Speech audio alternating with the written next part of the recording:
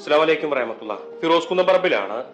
എന്റെയും നിങ്ങളുടെയും മക്കളൊക്കെ സ്വർഗത്തിലാണ് ജീവിക്കുന്നത് എന്ന് മനസ്സിലാക്കാന് ആ കുഞ്ഞ് ആ ഉമ്മയുടെ കൈ പിടിച്ചിട്ട് എനിക്ക് വേദനിക്കുന്നു എന്ന് പറഞ്ഞ് കരയുന്ന ഒരൊറ്റ കാഴ്ച കണ്ടാൽ മതി. 7 വയസ്സുകാരനായിട്ടുള്ള മുഹമ്മദ് റയ്യാൻ 1ാം ക്ലാസ്സിൽ പഠിക്കുന്ന ആ ഒരു പൊന്നുമോന് ബ്ലഡ് ക്യാൻസർ ബാധിച്ചിട്ട് കീമോ ചെയ്തിട്ട് പോലും. Welcome back to Visal media. ഞാൻ ഫക്രുദ്ദീൻ പന്താവർ. ഫിറോസ് കുന്നംപറമ്പിന്റെ ഈ സഹായം ചോദിക്കുന്ന വീഡിയോക്ക് 1 രൂപ പോലും കൊടുക്കരുതെന്ന് പറഞ്ഞിട്ട് മനോരമയിൽ ഞാൻ ഈ വാർത്ത കണ്ടപ്പോൾ വല്ലാതെ ഷോക്കിംഗ് ആയി. എന്താണ് മനോരമക്ക് സംഭവിച്ചത്, എന്താണ് ഫിറോസിന് സംഭവിച്ചത് നോക്കുമ്പോൾ എന്താണെന്നറിയോ, ഈ ഒരു കുട്ടി മുഹമ്മദ് റയാൻ എന്ന പേരുള്ള ഈ ഒരു കുട്ടിക്ക് വേണ്ടിയിട്ട് മുൻപ് ഫിറോസ് കുന്നംപറമ്പിൽ സഹായം ചോദിച്ചിരുന്നു. ഈ കുട്ടിക്ക് ബ്ലഡ് ക്യാൻസർ ആയിരുന്നു, മജ്ജ മാറ്റി വെച്ചാൽ മാത്രമേ മുന്നോട്ട് പോകാൻ കഴിയൂ എന്നുള്ള ഒരു സ്ഥിതിവിശേഷമായിരുന്നു. അങ്ങനെ 50 ലക്ഷം രൂപക്ക് വേണ്ടി ഫിറോസ് കുന്നംപറമ്പിൽ ചെയ്തൊരു വീഡിയോ. പക്ഷെ നിർഭാഗ്യവശാൽ ആ പൊന്നുമോന് 7 മാസം മുമ്പ് മരണപ്പെട്ടു. ഇപ്പോഴും അന്ന് സഹായം ചോദിച്ചുണ്ടാക്കിയ വീഡിയോന്റെ അക്കൗണ്ട് നമ്പറുകളും ഡേറ്റും ഒക്കെ എഡിറ്റ് ചെയ്ത് മാറ്റിയിട്ടാണ് ഇന്ന് ഈ വീഡിയോ സോഷ്യൽ മീഡിയ മുഴുവനും സ്പ്രെഡ് ആയിട്ടുള്ളത്. അസ്സലാമു അലൈക്കും വറഹ്മത്തുള്ളാഹി. ഫിറോസ് കുന്നംപറമ്പിലാണ്.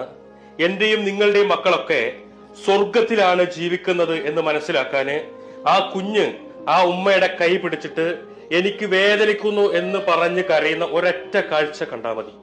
7 വയസ്സുകാരനായിട്ടുള്ള മുഹമ്മദ് റയ്യാൻ 1ാം ക്ലാസ്സിൽ പഠിക്കുന്ന ആ ഒരു പൊന്നുമോന് ബ്ലഡ് ക്യാൻസർ ബാധിച്ചിട്ട് കീമോ ചെയ്തിട്ട് പോലും ആ രോഗം വീണ്ടും തിരിച്ചു വന്നിട്ട് ശരീരത്തിന്റെ എല്ലും മജ്ജയൊക്കെ വേദനിച്ചിട്ട് അത് സഹിക്കാൻ കഴിയാതെ ആ കുഞ്ഞ് ആ ഉമ്മാന്റെ കൈ പിടിച്ചിട്ട് എനിക്ക് വേദന സഹിക്കാൻ കഴിയുന്നില്ല ഉമ്മ എന്ന് എല്ലാ ദിവസവും കരഞ്ഞു പറയാ. 6 മാസത്തോളമായിട്ട് ആ കുഞ്ഞ് ഈ വേദന സഹിച്ചവിടെ കിടക്കുമ്പോ നിങ്ങളല്ലാതെ ഈ കുഞ്ഞിനെ രക്ഷിക്കാൻ വേറെ ആരുമില്ല എന്നുള്ളതാ. ഈ പരിശുദ്ധമായ ഈ ഒരു മാസം കോടിക്കണക്കിന് രൂപയാണ് എന്താ പറയാ ഈ ഒരു അക്കൗണ്ടിലേക്ക് എത്തിയിട്ടുള്ളത് എന്നുള്ളതാണ്. ഒന്ന് ചിന്തിച്ചു നോക്ക്, നമ്മളൊരാളെ സഹായിക്കാൻ വേണ്ടി ചെയ്തൊരു വീഡിയോ പിന്നെ ആരൊക്കെയോ തട്ടിപ്പ് കേന്ദ്രങ്ങളിൽ ഇതിന്റെ ഡേറ്റ് എഡിറ്റ് ചെയ്തിക്കാം, അക്കൗണ്ട് നമ്പർ എഡിറ്റ് ചെയ്തിക്കാം, എന്നിട്ട് ഇതേ വീഡിയോ നമുക്ക് തന്നെ വീണ്ടും വരിക. നമ്മളിപ്പോ എന്തായാലും ഡേറ്റ് നോക്കില്ല, അക്കൗണ്ട് നമ്പർ നോക്കില്ല, നമ്മളിതൊരു കുട്ടിയെ സഹായിക്കാനില്ലേ എന്ന് കരുതിയിട്ട് നമ്മളത് ചെയ്യും. ഇത്രയധികം ഗുരുതരമായ തട്ടിപ്പ് നടത്തി ചാറ്റിന്റെ പേരിൽ പാവം ഫിറോസ് കുന്നംപറമ്പിൽ നിരപരാധി. ആ മനുഷ്യൻ ഒരു കുടുംബത്തെ സഹായിക്കാൻ വേണ്ടി ചെയ്തൊരു വീഡിയോയാണ് തട്ടിപ്പുകാരി ഈ രീതിയിൽ ദുരുപയോഗം ചെയ്തിട്ടുള്ളത്. ഏതായാലും മനോരമയോടാണ് ഈ കുട്ടിയുടെ പിതാവ് റഷീദ് ഈ പരാതി പറഞ്ഞത്. ഇങ്ങനെ എൻ്റെ കുട്ടിയുടെ പേരിൽ, എൻ്റെ കുട്ടി മരണപ്പെട്ട വേദന മാറും മുൻപ് എൻ്റെ കുഞ്ഞിന്റെ പേരിൽ ഇങ്ങനെ തട്ടിപ്പ് നടത്തുന്നുണ്ട് എന്നുള്ളത്. ഈ വിഷയത്തിൽ ഫിറോസ് കുന്നംപറമ്പിലിന് പറയാനുള്ള കാര്യം ഇതാണ്. മുഹമ്മദ് റയ്യാൻ എന്ന് പറയുന്ന കുട്ടി മച്ച മാറ്റിവെക്കലിനെ തുടർന്ന് മാസങ്ങൾക്ക് മുൻപ് മരണപ്പെട്ടതാണ്. ഇന്നും ആ കുഞ്ഞിന്റെ വീഡിയോ സമൂഹ മാധ്യമങ്ങളിലൂടെ ഡേറ്റും അതുപോലെ തന്നെ അക്കൗണ്ടും മാറ്റിവെച്ചുകൊണ്ട് വലിയ ഒരു ലോബി അതിനെ പ്രചരിപ്പിക്കുകയും അതിലൂടെ ലക്ഷക്കണക്കിന് രൂപ തട്ടിയെടുക്കുകയും ചെയ്യുന്നുണ്ട്. ഇത് റയാൻ എന്ന് പറയുന്ന ഒരു മോന്റെ പ്രശ്നമല്ല, മറിച്ച് ഇന്ന് കേരളത്തിൽ കാണുന്ന സോഷ്യൽ മീഡിയയിൽ ഇതുപോലെ ഒരുപാട് പ്രയാസങ്ങൾ അനുഭവിക്കുന്ന നിർധനരായ രോഗികളുടെ പല വീഡിയോകൾ ഞങ്ങളുടേത് തന്നെ. നമ്മളൊരു രോഗിക്ക് വേണ്ടി വീഡിയോ ഇട്ടാൽ ആവശ്യത്തിനുള്ള ഫണ്ടായി അക്കൗണ്ട് ക്ലോസ് ചെയ്ത് കഴിഞ്ഞ് നമ്മളത് മാറ്റി ആ വീഡിയോനെ ഡൗൺലോഡ് ചെയ്തെടുത്തിട്ട് ആ വീഡിയോ ഇതുപോലെ അക്കൗണ്ട് നമ്പറും ഡേറ്റും മാറ്റിയിട്ട് അത് സമൂഹ മാധ്യമങ്ങളിൽ പ്രചരിപ്പിച്ച് പണം തട്ടുന്ന വലിയ ഒരു ലോബി ഇവിടെ പ്രവർത്തിച്ചുകൊണ്ടിരിക്കുന്നുണ്ട്. ഞങ്ങൾ ഇതിനെതിരെ, അതായത് ഇത്തരത്തിൽ പ്രയാസങ്ങൾ ബാധിച്ച ഓരോ രോഗിയും അവരുടെ കുടുംബങ്ങളൊക്കെ അവരുടേതായിട്ടുള്ള പോലീസ് സ്റ്റേഷനുകളിലൊക്കെ ഇതിനെതിരെ നിരന്തരം പരാതിപ്പെടുകയും അതുപോലെ തന്നെ ബന്ധപ്പെട്ട ആളുകളെയൊക്കെ സമീപിക്കുകയും ചെയ്തതാണ്. പക്ഷേ ഇന്ന് വരെ ആയിട്ടും അത്തരം പരാതികൾക്ക് ഒരു പരിഹാരമോ അതല്ലെങ്കിൽ ഒന്നും തന്നെ ഉണ്ടായിട്ടില്ല എന്നുള്ളതാണ്. ഈ വീഡിയോ കണ്ടിട്ട് നന്മയുള്ള ലക്ഷക്കണക്കിന് ആളുകളെ സഹായിക്കുന്നു. പക്ഷേ ഇതിലൂടെ ഇത്തരം ആളുകളെ ചീറ്റ് ചെയ്തുകൊണ്ട് ഇത്തരം ആളുകളുടെ പണം തട്ടിയെടുക്കാൻ വേണ്ടി ഒരു ലോബി പ്രവർത്തിക്കുമ്പോൾ ആ ലോബിക്കെതിരെ കൃത്യമായിട്ടുള്ള ഒരു നടപടി ഉണ്ടാവണം, അന്വേഷണങ്ങൾ ഉണ്ടാവണം എന്നൊക്കെയാണ് അഭ്യർത്ഥിക്കാനുള്ളത്. അപ്പൊ ഇതൊരു വലിയ തട്ടിപ്പാണ്. ഇത് ഉത്തരേന്ത്യയിലുള്ള ആരൊക്കെയോ ആണത്ര അതിന്റെ പിന്നിൽ. അവിടെയുള്ള സാധാരണക്കാരായ ആളുകളെ പോയി കാണുക, അവർക്ക് ചെറിയ തുക എന്തെങ്കിലും കൊടുത്തിട്ട് ആധാർ കാർഡും മറ്റും വാങ്ങിയിട്ട് അവരുടെ പേരിൽ ബാങ്കിൽ അക്കൗണ്ട് ഉണ്ടാക്കുക. എന്നിട്ട് ഈ കോടികൾ ഇങ്ങനെ മലയാളികളുടെ നല്ല മനസ്സ്, പ്രത്യേകിച്ചിട്ട് ചില വിഭാഗങ്ങളായ ആളുകളൊക്കെ എങ്ങനെയെങ്കിലും കൊടുത്ത് സഹായിക്കണം എന്ന് കരുതുന്ന ആളുകളുണ്ട്. എന്നിട്ട് അവരെ കൊണ്ട് കാശ് എടുപ്പിച്ച് ഇവർ ഈ അക്കൗണ്ടിൽ നിന്ന് കാശ് വിഡ്രോ ചെയ്യുക. നമ്മുടെ സംവിധാനത്തിൽ ബാങ്ക് അക്കൗണ്ട് മരവിപ്പിക്കാനുള്ള നിയമങ്ങളൊക്കെ അല്ലേ പോലീസ് ഇത് പോലീസുകാർ പറയണത് ഇതൊക്കെ ഉത്തരേന്ത്യയിലുള്ള ഏതോ സാധാരണക്കാരാണ്, ഇതിന്റെ പിന്നാലെ ചെന്നിട്ടുകൊണ്ട് വലിയ കാര്യമൊന്നുമില്ല, അവര് പാവങ്ങളാണെന്നുള്ളതാണ്. ആ അക്കൗണ്ട് മരവിപ്പിക്കണം. ഇത് ജനങ്ങൾ സഹായിക്കുന്ന ജനങ്ങളുടെ ഉള്ളിലുള്ള ഒരു നല്ല മനസ്സുകൊണ്ടാ. ആ ഉപ്പ ഈ ഒരു കുട്ടിയുടെ മുഹമ്മദ് റയാൻ എന്ന് പേരുള്ള ഈ സംഭവത്തിൽ പറയുന്ന കുട്ടിയുടെ ഉപ്പ പറയണ നോക്കൂ. എൻ്റെ പേര്, ഞാൻ മുഹമ്മദ് റയാൻ്റെ വാപ്പയാണ്. എൻ്റെ മകൻ മരണപ്പെട്ടിപ്പോൾ 7 മാസമായി. മാർച്ച് 26-ാം തീയതി മരണപ്പെട്ടതാണ്. അപ്പോൾ എൻ്റെ കുട്ടിൻ്റെ വീഡിയോ വീണ്ടും ആരോ പുതിയ അക്കൗണ്ട് നമ്പർ ഇട്ടിട്ട് കഴിഞ്ഞ മാസം 29-ാം തീയതിയും 2-ാം തീയതിയിലും ഡേറ്റ് വെച്ച് ഇറക്കിയിട്ടുണ്ട്.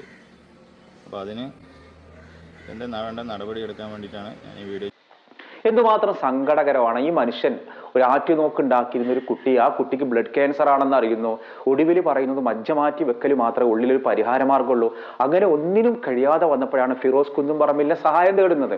അദ്ദേഹം വളരെ സന്തോഷത്തോടു കൂടിയിട്ട് ആ കാര്യം ഏറ്റെടുക്കുകയും ആ ഒരു വീഡിയോ ചെയ്തു. പക്ഷേ ആരോഗ്യത്തോടു കൂടി തിരിച്ചുള്ള ആയുസ് അള്ളാഹു കൊടുത്തില്ല. 7 മാസം മുമ്പ് ആ കുഞ്ഞു മരണപ്പെട്ടു. ആ വേദന മാറും മുൻപാണ് ഈ തട്ടിപ്പ് നടത്തുന്നത്. നമ്മളൊക്കെ ഫിറോസ് കുന്നുംപറമ്പിൽ എന്ന മനുഷ്യനോട് നമുക്ക് യോജിപ്പുള്ളവരൊക്കെ ഉണ്ടാവും. പക്ഷെ ആ മനുഷ്യൻ ഒന്ന് സഹായിക്കാൻ ഇറങ്ങിക്കഴിഞ്ഞാൽ വളരെ വലിയ തുക കിട്ടുമെന്നുള്ളത് അദ്ദേഹത്തിലുള്ള വിശ്വാസം കൊണ്ടാണ്. ആ വിശ്വാസമാണ് ഇവിടെ ഇല്ലാതാവുന്നത്. ഇപ്പൊ നമ്മുടെ മുന്നിലേക്ക് ഒരു വീഡിയോ വരുമ്പോൾ ഇതിപ്പോ ഏത് ഡേറ്റ് ആണെന്ന് ഇപ്പൊ എങ്ങനെ അറിയാം? ഇതിപ്പോ ഈ ഡേറ്റ് ആണോ കറക്റ്റ്? ഫിറോസ് കുന്നുംപറമ്പിലിന്റെ ഫേസ്ബുക്ക് പേജ് നോക്കിയിട്ട് ഇൻസ്റ്റാ പേജ് നോക്കിയിട്ട് നമുക്ക് ഉറപ്പുവരുത്താൻ പറ്റുമോ?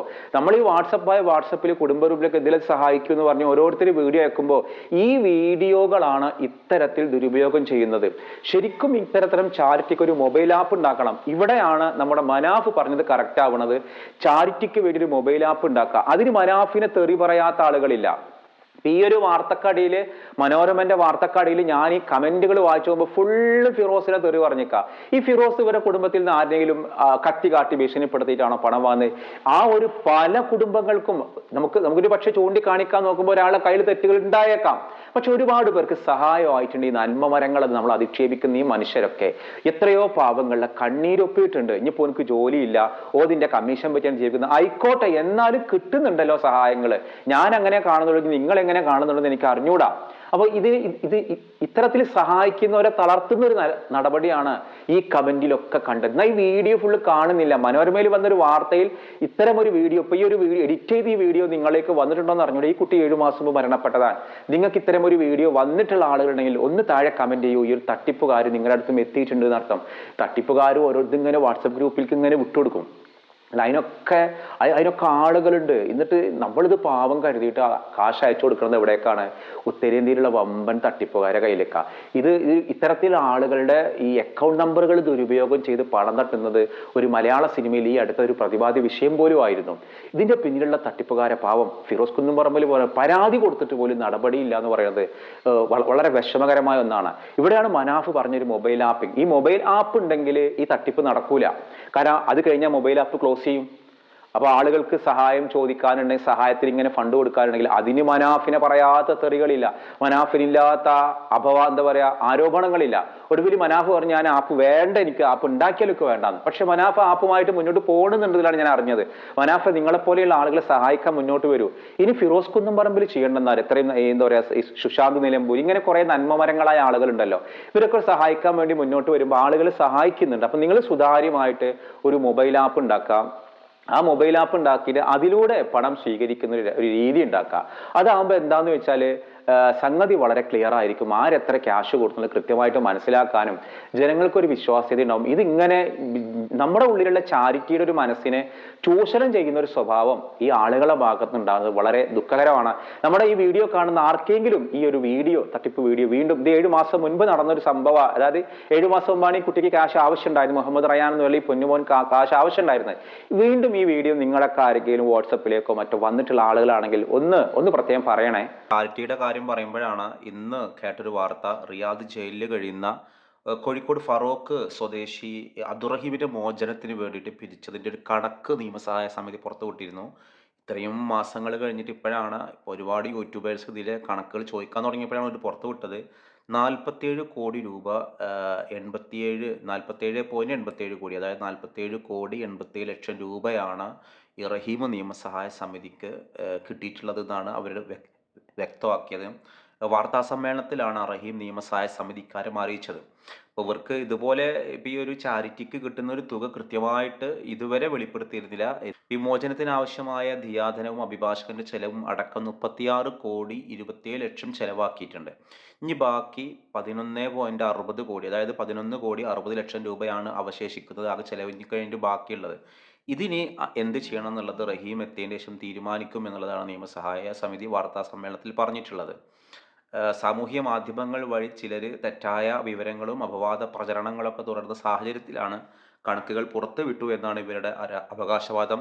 റഹീമിൻ്റെ കേസ് ഞായറാഴ്ച കോടതി പരിഗണിക്കും. റഹീമിൻ്റെ മോചന ഉത്തരവ് 17 ഉണ്ടാകുമെന്നാണ് അതിൽ പ്രതീക്ഷിക്കുന്നത്. അപ്പോൾ ഈ ഒരു കണക്ക് നേരത്തെ പുറത്തുവിട്ടിരുന്നെങ്കിൽ ഇത്രയും പ്രശ്നങ്ങൾ ഉണ്ടാവില്ലായിരുന്നു. എന്തായാലും ചാരിറ്റിക്കായിട്ട് കിട്ടുന്ന തുക കൃത്യമായിട്ടുള്ള കണക്കുകൾ ഉണ്ടായിരിക്കണം എന്നുള്ളതാണ് നമ്മളെല്ലാവരും ആവശ്യപ്പെടുന്നതും ആഗ്രഹിക്കുന്നതും.